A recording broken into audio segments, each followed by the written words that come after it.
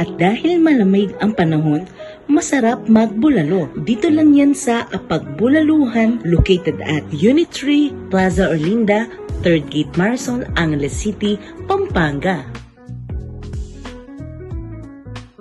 Meron din silang crispy kare-kare match with masarap na bagoong, beef caldereta at ang kanilang refreshing iced tea. Kain na ba tayo mga millennials?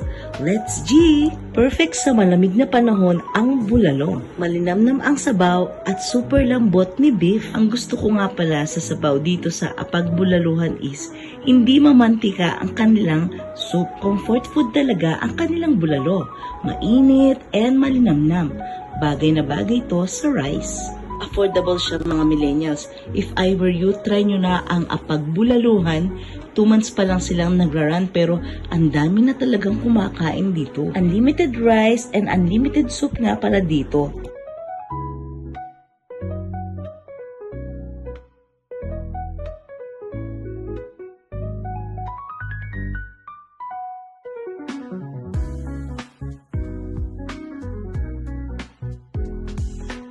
And of course, hindi rin pahuhuli ang lasa ng kanilang crispy kare-kare match with bagoong.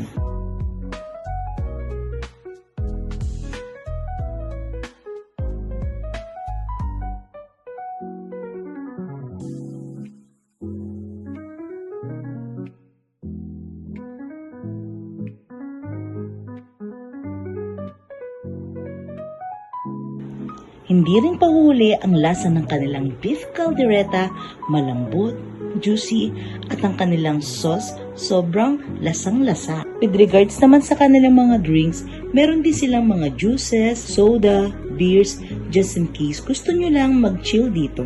Grabe mga millennials, nabusog kami at nasatisfied dito sa Apagbulaluhan. And it's awesome! Thank you for watching, like and follow. Love, love, love!